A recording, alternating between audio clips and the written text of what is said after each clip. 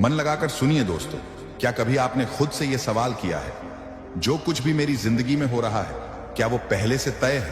क्या मेरी सारी मेहनत, सारी कोशिशें, सारी तकलीफें बेकार हैं क्योंकि भाग्य पहले से लिखा जा चुका है? अगर किस्मत पहले से तय है तो फिर हम क्यों संघर्ष करें, क्यों दौड़ लगाएं, क्यों टूटे सपनों को जोड़ें?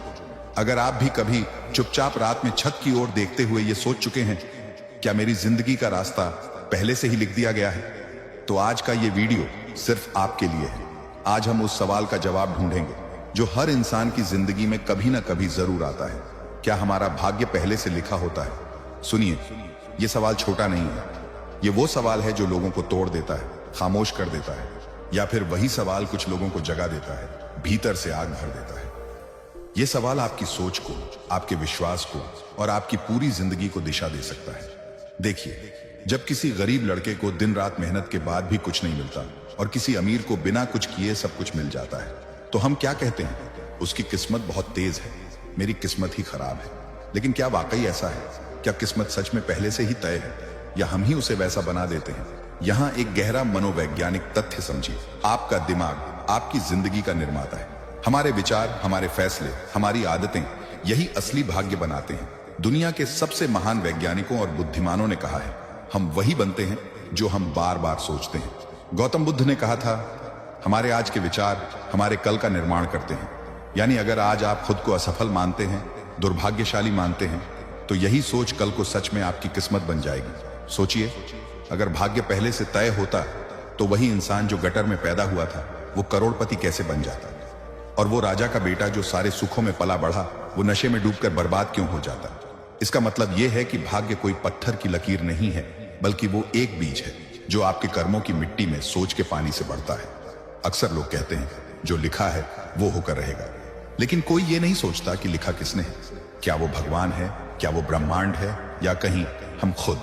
आधुनिक न्यूरोसाइंस ये बताता है कि हमारा दिमाग हर विचार, हर भावना और हर निर्णय को शरीर और जीवन में बदल देता है। जब आप बार बार कहते हैं, मेरे साथ कुछ अच्छा नहीं होगा, तो दिमाग उस दिशा में काम करना शुरू कर देता है और आपकी ऊर्जा वैसी ही घटनाओं को खींच लाती है।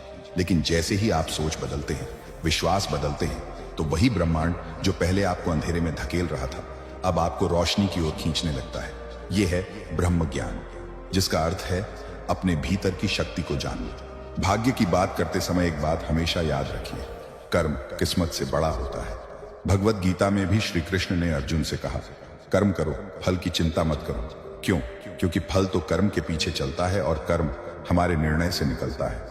इसलिए जब हम कहते हैं मेरी किस्मत खराब है, तो हम सच में अपनी सोच, अपने कर्म और अपनी शक्ति को गालियां दे रहे होते हैं। अब आप कहेंगे, तो क्या सब कुछ मेरे हाथ में है? तो इसका जवाब है हाँ और ना, दोनों। क्योंकि कुछ चीजें हमारे हाथ में नहीं होती, जैसे कहां पैदा होना, कौन हमारे माता पिता होंगे, कौन सी परिस्थिति मिलेगी। लेकिन उस परिस्थिति में कैसे सोचेंगे, कैसे जवाब देंगे, क्या करेंगे, ये पूरी तरह हमारे हाथ में होता है। यही वह जगह है जहां कर्म और भाग्य मिलते हैं।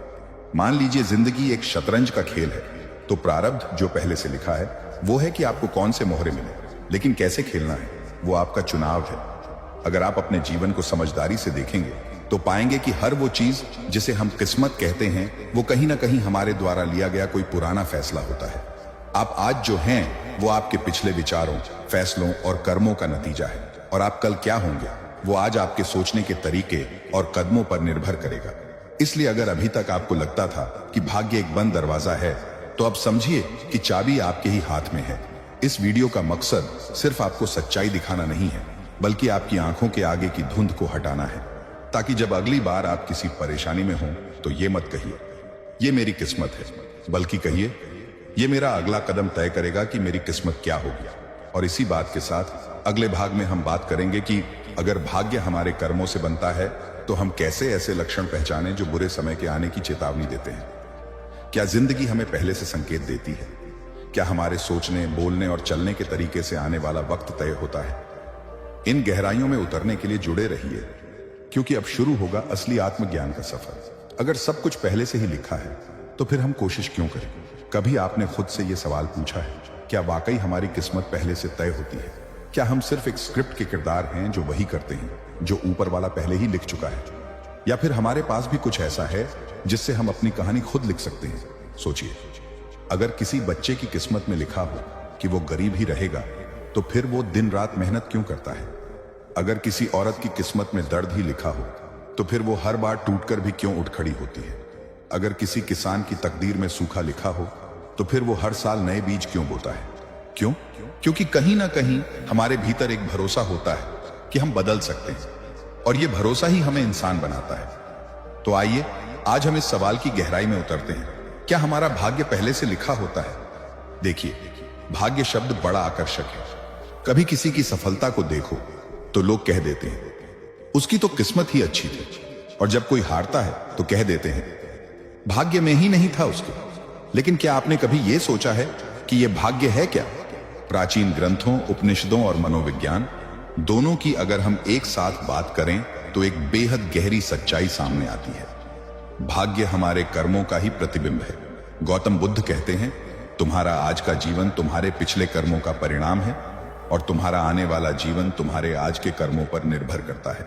यानी भाग्य कोई बाहर से आई हुई ताकत नहीं है जो हमें बस वैसे ही घसीट रही है, बल्कि ये तो वो रास्ता है जो हम हर दिन अपने फैसलों, अपनी सोच और अपने कर्मों से खुद बना रहे हैं। अब आप कहेंगे, तो फिर जो लोग मेहनत करते हैं फिर भी क्यों हार जाते हैं, या कुछ लोग बिना कुछ किए क्यों सफल हो जाते हैं? तो आइए इसे हम एक छोटे से उदाहरण से समझते हैं।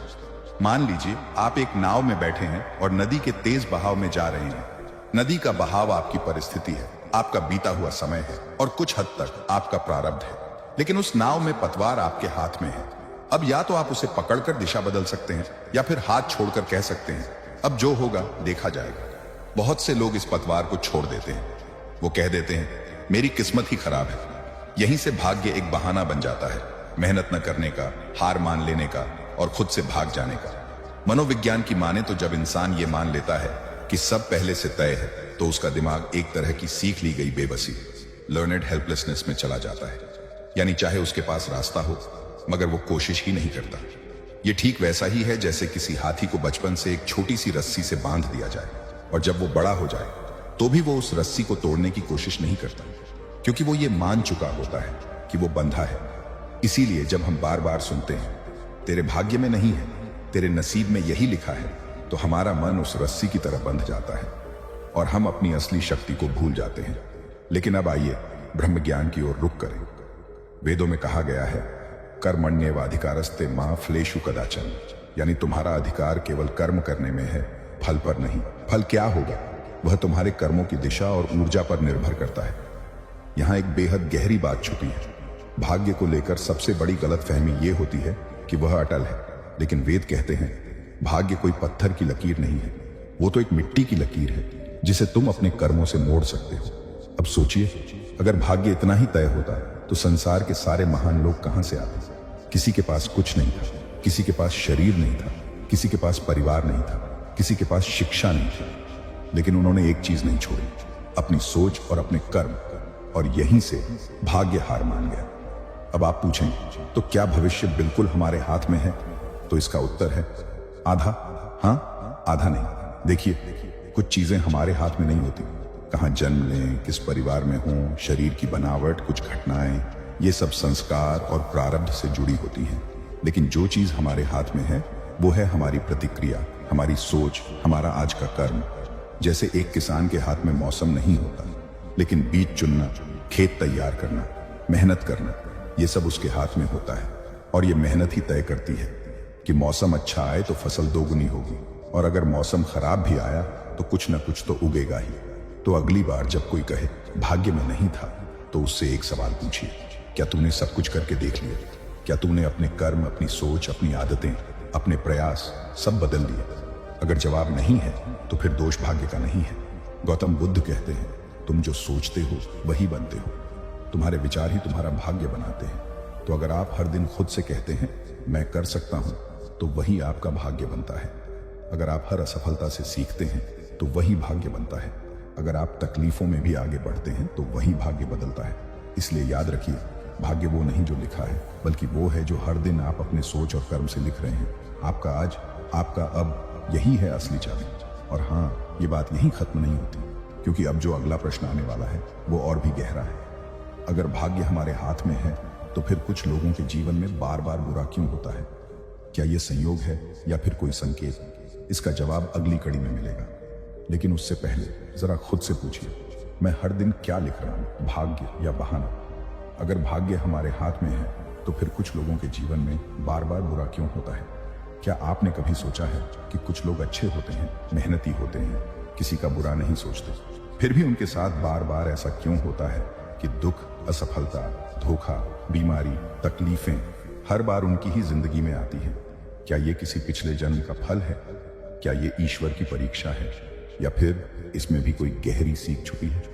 चलिए इसे हम एक छोटी सी कहानी से समझते हैं। बहुत समय पहले एक ब्रह्मचारी था, चैतन्य।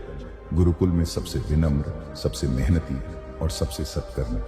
वो हर किसी की मदद करता, झूठ से नफरत करता और ईश्वर में अटूट विश्वास रखता था। लेकिन उसके साथ हमेशा कुछ ना कुछ बुरा होता। जब परीक्षा आई तो उसकी मां बीमार हो गई।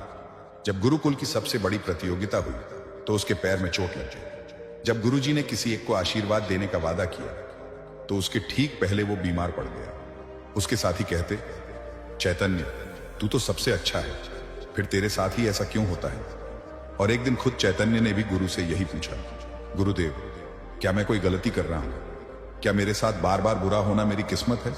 गुरु मुस्कुराए। उन्होंने एक दीपक जलाया और कहा, बेटा ये दीपक देख रहा है तू?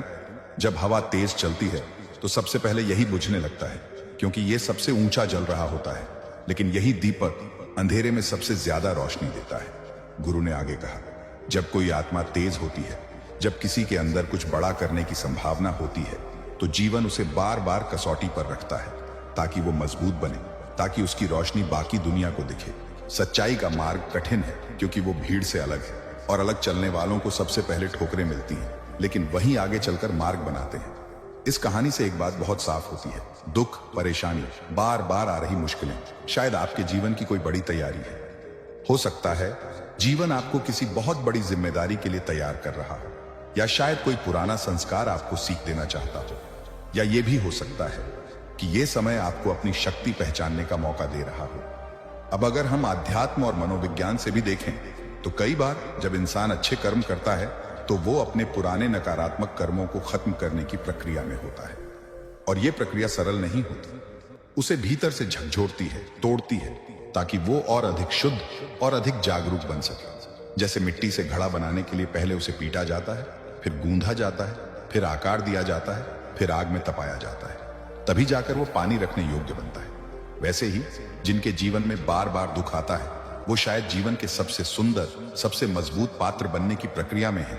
तो अगली बार जब बुरा समय आए तो एक बार रुकिए और खुद से कहिए, शायद जीवन मुझे कुछ सिखाना चाहता है, शायद ये तकलीफ मेरे भीतर छुपे किसी वरदान को बाहर लाने आई है। और सबसे जरूरी बात, कभी खुद को दोष मत देना। कभी ये मत सोचना कि मैं अच्छा हूं इसलिए मेरे साथ बुरा हो रहा है, क्योंकि सोने की परीक्षा आग से ही होती है। अब सवाल ये उठता है, अगर बार बार बुरा हो रहा है तो हम उससे बाहर कैसे निकलें? क्या कोई उपाय है जिससे हम उस चक्र को तोड़ सकें? इसका उत्तर भी बेहद खास है और इसका जवाब हम अगली कड़ी में विस्तार से जानेंगे। जब बार बार जीवन में बुरा हो रहा हो तो उससे बाहर कैसे निकलें? क्या हम अपने दुख, अपनी परेशानियों, अपने दुर्भाग्य का अंत कर सकते हैं? क्या कोई ऐसे तरीके हैं जिनसे हम इस तकलीफ भरे चक्र को तोड़ सकें? जी हां, ऐसे 5 गहरे, प्रभावशाली और जीवन बदलने वाले उपाय हैं जो न केवल हमारे सोचने का तरीका बदलते हैं बल्कि हमारी ऊर्जा, हमारा भाग्य और हमारा भविष्य तक बदल देते हैं। और ये उपाय सिर्फ मनोविज्ञान नहीं बल्कि हमारे प्राचीन ग्रंथ, गौतम बुद्ध की शिक्षाएं और जीवन के गहरे अनुभवों से निकले हुए हैं। चलिए शुरू करते हैं। पहला उपाय, स्थिति को स्वीकार करना लेकिन हार नहीं मानना। जब तक आप ये मानते रहेंगे कि मेरे साथ बुरा हो रहा है, आप पीड़ित बने रहेंगे। लेकिन जब आप कहेंगे जो हो रहा है वो मेरे भीतर कुछ बड़ा जगाने आया है, तब आप पीड़ित से योद्धा बन जाते हैं। गौतम बुद्ध ने कहा था, दुख अनिवार्य है लेकिन पीड़ा वैकल्पिक है। आपके पास विकल्प है, या तो आप हर बार रोते रहें या फिर हर आंसू को एक प्रेरणा बना दें। दूसरा उपाय, अपने कर्मों की ऊर्जा को पहचाना। कभी आपने सोचा है कि आपने अपने जीवन में किसके लिए क्या किया है? किसी को माफ किया, किसी की मदद की, किसी की बुराई की? हर कर्म की एक ऊर्जा होती है और वो घूम कर वापस आती है। अगर आपके जीवन में कोई नकारात्मक चक्र बार बार चल रहा है तो जरूरी है कि आप अपने कर्मों का विश्लेषण करें। बिना दोष दिए, बिना खुद को नीचा समझे, बस ईमानदारी से देखिए कि कहां सुधार की जरूरत है। तीसरा उपाय, ध्यान और आत्मचिंतन। हर दिन कुछ पल ऐसे निकालिए जहां आप सिर्फ खुद से बातें करें। ध्यान कोई धर्म नहीं है, ध्यान का मतलब है मन की सफाई। जैसे हम रोज शरीर को साफ करते हैं, वैसे ही रोज मन की भी सफाई होनी चाहिए। 5 मिनट मौन में बैठिए, अपने अंदर के विचारों को देखिए और धीरे धीरे वो नकारात्मकता खुद ब खुद कम होने लगेगी। चौथा उपाय, अपने जीवन को सेवा से जोड़ो। जी हां, सेवा। किसी की मदद कीजिए, बिना स्वार्थ के किसी का भला कीजिए। आपको लगेगा मैं खुद परेशान हूं, मैं किसी की क्या मदद करूंगा, लेकिन यहीं पर चमत्कार होता है। जब आप किसी रोते हुए को हंसाते हैं तो आप खुद का भाग्य बदलते हैं। गौतम बुद्ध ने कहा था, असली बुद्धिमत्ता तब है जब तुम दूसरों की पीड़ा को समझते हुए उसे कम करने की कोशिश करते हो। सेवा न सिर्फ दुनिया को बदलती है, बल्कि आपकी आत्मा को भी तेज कर देती है। पांचवा और सबसे गहरा उपाय, भाग्य को नया नाम दो। निर्णय। अब इसे ध्यान से सुनिए। भाग्य कोई बाहर की चीज नहीं है, ना ही कोई पुरानी किताब में लिखा हुआ कागज। आपका हर निर्णय वही आपका भाग्य है। अगर आप आज यह तय करते हैं कि मैं टूटूंगा नहीं, मैं रुकूंगा नहीं, मैं सीखूंगा और फिर उठकर चलूंगा, तो आपने अपना भाग्य उसी पल से बदलना शुरू कर दिया। हर दिन, हर सुबह, हर विचार आपके भाग्य की इबारत लिखता है। अगर आज आपके जीवन में दुख है, तो यह मान लीजिए कि यह दुख आपको जगाने आया है। शायद अब वो समय आ गया है कि आप अपने पुराने सॉफ्टवेयर को अपडेट करें। अब सिर्फ मेरे साथ बुरा क्यों होता है से बाहर आकर मैं इससे बाहर कैसे आऊं पर ध्यान दें। यही असली जागरण है। कभी ऐसा लगा है कि अचानक सब कुछ हाथ से फिसलने लगा है। बिना कारण मन बेचैन रहता है, काम बिगड़ते हैं, रिश्ते उलझते हैं और एक अजीब सी थकान अंदर ही अंदर घुन की तरह लग जाती है। क्या ये सब संयोग है या फिर ये उस बुरे समय की आहट है जो हमारी जिंदगी का रुख बदलने आ रहा है? जी हां, बुरा समय अचानक नहीं आता, वो धीरे धीरे चुपचाप दस्तक देता है। पर सवाल ये है, क्या हम उन लक्षणों को पहचानते हैं या जब तक समझते हैं तब तक सब कुछ छिन चुका होता है? आज हम जानेंगे वो 7 लक्षण जो बताते हैं कि बुरा समय आने वाला है, ताकि आप सतर्क हो सकें, अपने जीवन की दिशा बदल सकें और उस अंधकार से पहले दीपक जला सकें। लक्षण 1, जब आपकी आत्मा थकने लगे लेकिन शरीर को कोई कारण न दिखे, दिन भर थकान लगे, नींद आए लेकिन सुकून न दे, आपके अंदर कुछ कहे सब कुछ सही नहीं है। यह संकेत है कि आपके मन और आत्मा के बीच का संतुलन टूटने लगा है और जब आत्मा थकती है तब दुर्भाग्य जन्म लेता है। लक्षण 2, जब छोटे छोटे निर्णय भारी भूल बन जाएं, बुरा समय आने से पहले आपकी निर्णय क्षमता प्रभावित होती है। आप वही करते हैं जो नहीं करना चाहिए, जैसे कोई अदृश्य धुंध आपके विवेक को ढक ले। अगर आप बार बार गलत फैसले ले रहे हैं तो सावधान हो जाइए, आपकी चेतना पर कोई भारी परछाई मंडरा रही है। लक्षण 3, जब रिश्ते अचानक बिगड़ने लगे, जिन लोगों से गहरा जुड़ाव था वो लोग अचानक दूर जाने लगे। गलत फहमियां, गलत शब्द, गलत समय पर गलत भावनाएं। ये सिर्फ एक सामाजिक समस्या नहीं, ये उस ऊर्जा का संकेत है जो आपके जीवन में विष घोल रही है। लक्षण 4, जब कोई भी चीज आपको सच्ची खुशी न दे, ना पैसा अच्छा लगता है, ना रिश्ते, ना उपलब्धियां, सब कुछ होते हुए भी कुछ नहीं है, ये आंतरिक खोखलेपन का लक्षण है। और जब इंसान भीतर से खोखला होता है, बाहरी तूफान उसे आसानी से गिरा देता है। लक्षण 5, जब मन बार बार भागे लेकिन किसी दिशा में टिके नहीं, एक काम शुरू करते हैं, अधूरा छोड़ देते हैं, फिर दूसरा, फिर तीसरा, फिर चौथा और अंत में हाथ कुछ नहीं लगता। बुद्ध कहते हैं, जिसका मन स्थिर नहीं वो नदी के पत्ते जैसा है, जिसे हवा जहां चाहे उड़ा ले जाए। जब आपका मन चंचलता की चरम सीमा पर पहुंचने लगे, समझ लीजिए चेतावनी आ चुकी है। नकारा, फालतू और अकेला महसूस करने लगे, ये सबसे खतरनाक लक्षण है। जब व्यक्ति अपने मूल्य को खोने लगता है तो ब्रह्मांड भी उसकी ऊर्जा को कमजोर मानने लगता है और वहीं से दुर्भाग्य की शुरुआत होती है। अपने ही मन से जब आप हारने लगें तो रुकिए, संभलिए। बात सिर्फ भावनाओं की नहीं, भाग्य की है। लक्षण 7, जब आपके जीवन में मौन बढ़ने लगे लेकिन वो शांत नहीं, भारी लगे, कुछ बोले बिना भारीपन महसूस हो, कुछ ना हो रहा हो लेकिन सब कुछ टूटता दिखे। ये मौन साधना का मौन नहीं होता, ये वो मौन होता है जिसमें बुरा समय अपने पैर पसार रहा होता है। अगर इन लक्षणों में से कोई एक भी आपने अपने जीवन में देखा है तो रुकिए, यही वो मोड़ है जहां से वापसी संभव है। समझ लीजिए कि यह जीवन आपको संकेत दे रहा है कि अब समय है जागने का। हर बुरा समय एक चेतावनी की तरह आता है जो कहता है या तो बदल जाओ या फिर खो जाओ। बुरा समय किसी का दरवाजा खटखटाकर नहीं आता, वो आता है चुपचाप। और जब तक हम जागते हैं बहुत कुछ खो चुका होता है। लेकिन जो बात आपको अभी जाननी है वो ये है कि बुरा समय कभी अंत नहीं होता, वो एक शुरुआत होती है। शुरुआत खुद को बदलने की, मन की शक्ति को जगाने की और अपने भीतर छुपे उस ब्रह्म से मिलने की जिसे आज तक आपने सिर्फ किताबों में पढ़ा था। गौतम बुद्ध ने कहा था, मन ही सब कुछ है, तुम जो सोचते हो वही बन जाते हो। तो चलिए अब हम सीखते हैं कैसे हम खुद को उस अंधेरे से निकालें जिसने हमें कमजोर, डरा हुआ और टूटा हुआ बना दिया है। एक सबसे पहला उपाय, अपने मन की भाषा को समझो। हमारा मन दिन भर कुछ ना कुछ बोलता रहता है, पर क्या आपने कभी ध्यान दिया है कि वो जो बोल रहा है क्या वो सच है या केवल डर है? मन जब कहे तू कुछ नहीं कर सकता तो ठहरिए, मुस्कुराइए और पूछिए, क्या सच में? किसने कहा? हर बार जब आप अपने मन के नकारात्मक विचारों को पहचान लेते हैं, वो विचार कमजोर पड़ने लगते हैं।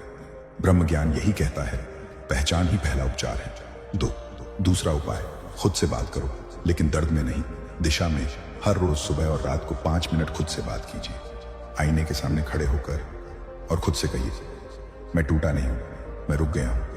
लेकिन रुकने का मतलब हारना नहीं होता। आपके शब्द आपके भीतर ऊर्जा बनाते हैं, और जब ऊर्जा बदलती है तो भाग्य भी बदलता है।